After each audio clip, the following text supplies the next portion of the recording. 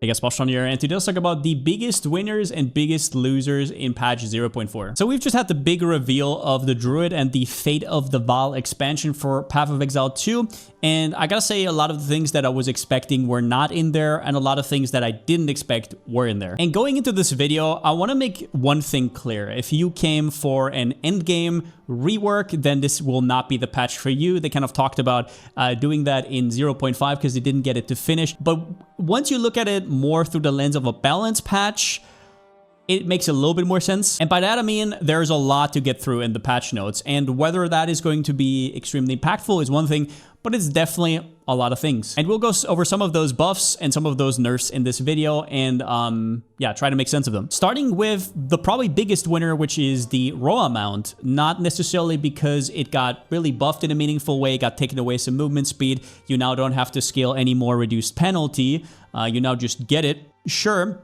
But just the fact that it didn't get nerfed is a buff. Being able to attack with bows and spears while you're moving and killing stuff while you're moving and just holding down your button is just a luxury that a lot of builds cannot afford, or that a lot of builds have to path around the whole tree to get to. And it results in a weird unevenness when it comes to character balance, and at the root of it, I think the Rhoa is probably one of the biggest things that contributes to that. So that is the first buff, quote unquote. We then have Lineage Support Gems, which were added last league and are support gems that you can only use once. They got just buffed across the board. And I mean in a big way, not just the ones that weren't used, but also the ones that were already used. For example, Xoth's Pyre, Ash Radiance, Tool Stillness were buffed from 20 to 40% when some of them were already used. And even Ulnatal's Embrace, which was used very widely for its ability to strip armor, also got buffed to 40%. Some other noticeable winners were Argent's Metal, which was once again already played, having a 100% chance to load a bolt into all crossbow skills on kill instead of 35%, one of the already most expensive gems in the game. And the list honestly goes on and on and on. There is a but though, because they're also less common. So a lot of the ones that you could get early on for a few exalts, you're not going to get anymore. Specific lineage supports have been adjusted relative to others, and world drop lineage supports in general are less common overall. So now it might actually be the way that the ones that you can target farm from bosses are easier to get than the global dropped ones. I do like this though because it makes loot more exciting. You can now randomly drop more chase items. I don't really see any downside of that. So if you want to go through the full list, once again, patch notes are down below in the description. We then have Pathfinder as the next biggest winner, which got some of its nodes removed, notably Contagious Contamination and Practical Remedies. Now, Practical Remedies, nobody's really going to miss because you now can take a 2-pointer sustainable practices, which might be interesting. But going through this and getting one of these immunities was never something somebody wanted to do anyways. Removing Contagious Contamination is a little bit weird because the only way to get Poison Prolif from, it would be from Herald of Plague. And if you don't know, Herald of Plague actually needs a martial weapon. So if you're, for example, a spellcaster that wants to Prolif, as far as I'm aware, I don't know if there's currently a way to do that. It's all uphill from there. We have Running Assault getting cannot be heavy stunned while sprinting, which is this node right here. So you have to pass through the immune to slows, which is already quite a nice node to have. And then you have Running Assault, 50% less movement speed penalty from skills while moving. This does not scale with any of the nodes from the passive tree, so you wouldn't really go for much more, but you have a lot more of a cozy time casting. And then in between packs, you now have the ability to sprint without ever risking being heavy stunned, which means you can be way more risky with it. You can walk by mobs, you can walk into packs without ever risking getting knocked down. We then have the probably most broken node here, the Path Seeker Multi-Choice Ascendancy. So what it does is you take a passive node, yeah, I don't know, it seems like it's going to be a 2-pointer, and then like in PoE1 with Scion, you can start at other classes starting points. So you have the Witch at your disposal and the Warrior. And not only that, but you're also getting 4 passive points for your troubles. So before you got 5 passive points and now you're getting 4, and you're probably going to be able to just save a ton of points by travel on the outside. Most likely what people are going to use this for is for the Witch starting area and just getting a ton of extra ES from this little pocket of the tree, which you would usually have to weirdly path around. One thing that you might say is, well, I could already kind of do that and the Monk area is good anyways. which is point taken. But my point is that even if you just, I don't know, save 4 to 5 points, this node is already absolutely premium with a total of 9-ish points saved. And they did say that there's going to be 250 new passives on this side right here. So what like prevents you from starting at warrior or starting at witch and being able to access all of this while also taking all your nice ranger side notes. Either way though, I'm looking forward to fiddling around with this one. Great note that they added great flavor. Talking about great flavor, we also have Traveler's Wisdom, which requires Pathseeker, so you have to take this note before, and then you're getting another 3 options whenever you take an attribute point. Either 5% increased damage, 5% global defense, or 5% cost efficiency. Important to know, this is not in addition to the attributes. So if you clicked on this in-game, you have the 3 options, and there would be 3 extra options. So you're actually foregoing the attribute that you would normally pick. And as you guys know, Path of Exile 2 is quite attribute heavy and attribute starved. So especially in the early, like in week 1, for example, when everybody's trying to get their gear together, it will be quite rough to make use of this node and actually be able to scale. But getting cost efficiency, getting global defenses, which is both evasion and energy shield, for example, is very premium. So I can see a lot of situations when endgame, for example, you have an Adorn setup, you just go from jewel to jewel to jewel. You have so many pathing nodes, and at some point you can just all convert them to global defense. As well as that, if you have stuff like Astramentis or just really efficient gear with good suffixes, then you can make up for what you're missing on the passive tree and basically just light up the tree with global defenses everywhere. Next biggest winners are uniques. Uniques have been buffed across the board. This is what I'm saying. I know that the endgame really hasn't been changed, but there is actually a lot of things here that I like, which starts with stuff like Svalin now being able to reroll the damage taken from blocked hits down to 0, which yeah, that's going to give a lot of value to Divine Orbs on its own. I would assume a lot of people will try to fit this in their endgame builds, although Shield is quite the contentious one, and there's also some really good offensive options there. We got the Fines of Destiny getting buffed from 10 to 20 to 20 to 30 missing life gained before being hit, which if you don't know, this amulet is very scary because the higher it goes, the crazier it becomes, and at some point you're just going to be immune. And don't forget that in PoE 2, you can not just catalyze this to 36%, you can also corrupt it, increasing it to like 40, a little bit more percent. Overall, Defiance of Destiny is now at a point where it can actually compete with some of the craziest amulets in the game. Amulet is still hard to compete with because of +2 levels and whatnot, but I think this one is one to look out for. Both Lightning Coil and Cloak of Flame got their Fizz taken as increased from 20 to 40 or 40 to up to 50. And if you look through this list, one thing you'll notice is all these base increases. So the base, some of the bases of these body armors are absolutely atrocious, but they make up for it with a big percentage roll, or at least they're trying to. And you can see they've just been, I don't know, increased. Somewhere they've even been added where there was none before. And they're just trying to make those bases a little bit more viable for endgame usage. As for skill changes, there is a lot of things that happen, but one thing I want to point out as well in the winner category, which is a little bit of a weird one, is Primal Strikes. If you don't know, this is sort of like a combo skill that hits 1, 2, and then the third strike, if it removes a shock, actually gives a huge attack. You can see it right here, but that's not really what I'm talking about. So if you don't know, the third strike, the final strike, gives lightning exposure, and that lightning exposure doesn't need to consume a shock whatsoever. The lightning exposure is not tied to that. It's just the third hit. And that lightning exposure used to be 20%, and after this patch, it will be 50. Now, I'm not sure what kind of strings are attached here, but when I think about wanting to press a second button on bosses,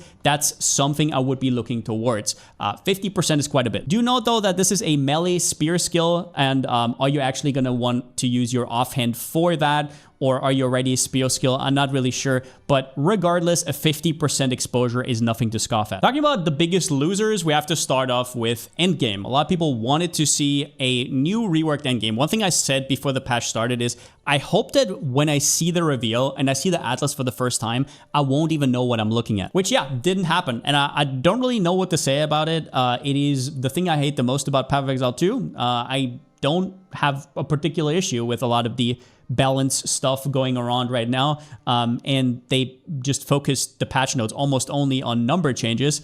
So it is what it is. I would like to to have the endgame in a place where I can just play all day and enjoy it. And yeah, who knows, maybe Incursion will be exactly that. We do have Fate of the Vaal with the Incursion rooms and everything. Probably gonna make a video about that eventually, but yeah, it's definitely the biggest disappointment of this announcement. To the next biggest loser, which is Constricting Command. Now, the item did not change and it did not show up in the patch notes, so you might think you're safe. However, modifiers to the number of enemies required to be surrounded is now at least always 1. So that means if there's no enemy nearby, you will not be able to do this anymore and consume multiple thousand mana and just dance around with your accuracy stacker. Now, obviously, that's not all that people did with the Viper Cap. A lot of people just used it on Lightning Arrow for extreme convenience and not having to think about your mana at all. And for people unaware, this is because of Defy 2. Insufficient mana doesn't prevent you from using skills while surrounded. All of those pieces are still there, but you cannot do it unless there's an enemy nearby.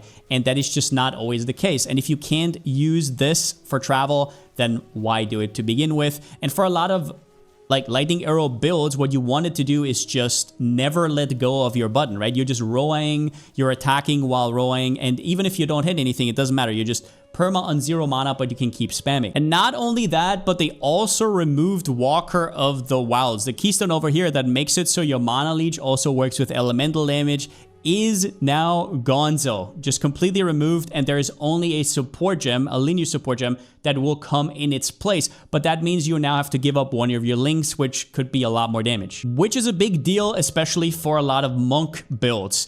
All I'm saying here is I don't know how the meta is going to shake out with this, but mana is back on the menu, boys.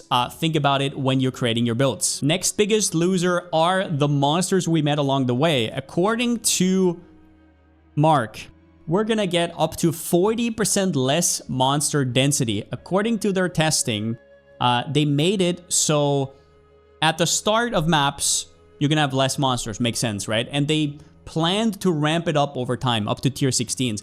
But then testers said that it's actually nicer with less monsters because you can be more methodical and there's some other upsides to it, right? So stuff like clear speed doesn't matter as much anymore. Now, I highly doubt that that's how it's going to play out, but monster density has way more impact on the game than you might initially think. Just off the top of my head, even if we ignore just the fact that it's fun to get through hordes of enemies, I doubt that it's easier to kill less monsters that are stronger versus a broad variety of monsters that jump at you. That's kind of how he said it in the video.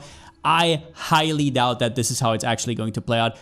Big cap on my part. I guess we're gonna see. Maybe I'm wrong. Maybe it's not gonna be as bad as he made it out to be. And there's not exactly like, we don't know exactly just from the patch notes. This is mostly just something he said. But even then, stuff like on kill effects, there are supports that all they do is on kill effects. There are mana on kill, life on kill, ES on kill, which a lot of builds relied on. There's stuff like charm charges, less monsters to chain off of, less corpses. There are so many small details about this change that completely alter how certain builds play and interact that I'm not fully aware of all of them, but I'm sure we're gonna have that over the next week once we can do a little bit more brainstorming, and we'll have to see if it's actually as bad as he made it out to be in the interview. I'll try to not judge before trying it. It just sounds terrible to me. What I personally think happened is that they had performance issues and they made the performance a lot better, right? Like, sure, but they didn't really know how to make it work without cutting on a ton of mobs, and now they're trying to re-justify that somehow, which I prefer good performance as well over having, I don't know, fucking 30 FPS. I get it. But either way, they tried to sell it as sort of like a balancing tool, which, yeah, no. Next biggest loser, reduced movement speed penalty from the passive tree and gear. Used to be that you can actually spec up to 100% of this stat. For example, over here with Unhindered, these small nodes, right? Over here, this whole cluster. Well, not anymore, or at least that's what they say, because the passive tree will get quite a big rework. And on first glance, that makes sense, right? Why would you be able to cast sparks all the time while you're moving? Until you realize that, well, that got nerfed, but the Rhoa, like I earlier pointed out, is still there, right? Like, we still have this situation. Bow skills and spear builds, at least ranged spear builds, still are getting that. And all the other builds had to painstakingly sacrifice 50 to 70 points in order to get the same thing that those builds do. And because of that, no matter how much balancing you do in this patch, it all, when it comes to the very top end of clear speed, it all kind of falls flat. But as for what I think they're going to do, from what they said, they're going to add more of these clusters on the tree, but I think they're going to like kind of spread them out a little so that every build can only get 2-ish, and it's not all just going to be in this pocket, if I had to guess, which once again would make sense if the Rhoa didn't exist. But I'm gonna leave that topic alone. Let's move on. But don't worry if you're a spellcaster, you're also getting destroyed here because Ataluis, we all saw it coming, got an absolute banger of a hammer nerf. Not only that, but also Sacrifice of the Blood, the keystone that recovered your health, got quite a bit neutered. And on top of that, we also have some Wrathpith globe adjustments. For the Atalui support, it is now capped at 40% bonus.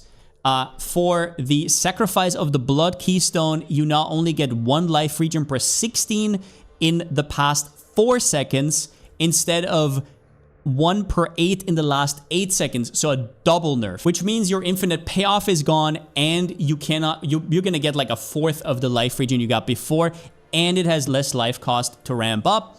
And then they also, for good measure, reduced the crit chance you get from Wrathpith Globe. And the last big loser was Deadeye. So a few things happened here. The first one is Wind Ward straight up got yoinked, got removed.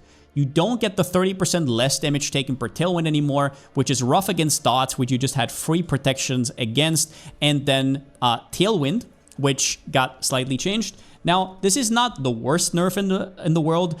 You did lose in total 10% skill speed, and you lost 50% increased evasion. You got a little bit of extra deflect, but some builds didn't even stack that. But most builds did, so it's not the worst thing in the world, and Tailwind is still incredibly strong. And they didn't touch the movement speed. But in general, I like where they went with this, because this node here made Deadeye into just a weird concoction of both good offensively and defensively. And sure, you still get the big evasion and now the deflection stuff, but it's now a lot more balanced. Plus, we now got Pathfinder in the mix, so quite a bit of competition as well. They did change how the Bullseye works, so Bullseye now applies 10 critical weakness. However, you do now also need to take called shots, which you didn't want to do in all situations. And we got some healthy competition in the Ranger Huntress area with the newly buffed Pathfinder. Amazon and Ritualist also got a little bit buffed, right? We can talk about that in a separate video.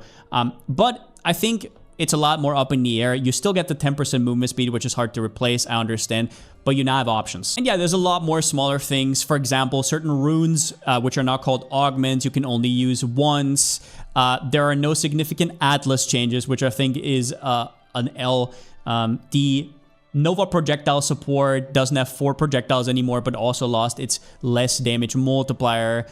Yeah, we could just go on and on and on. Smith of Kitava got some good buffs for hardcore. The fire spell on hit from Smith of Kitava doesn't have any mana cost, yada, yada, yada. But I tried to dwindle it down to the most important ones. And in some of the upcoming videos, I'm going to talk about some more specific things. Either way, though, hope you guys enjoyed the video. And even though I am disappointed with no endgame changes, I will take this patch probably a lot more casual. I try to have fun with it. I don't want to play D4, so let's go. Let's make something out of it. I will be putting out some more videos. Obviously, once I know what our leaks start.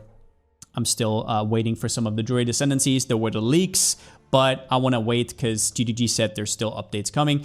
And I'm sure we're also going to see that in the patch notes on the bottom over the next few days. I'll keep you guys up to date. But with that being said, since I still don't have a slogan, see you next time.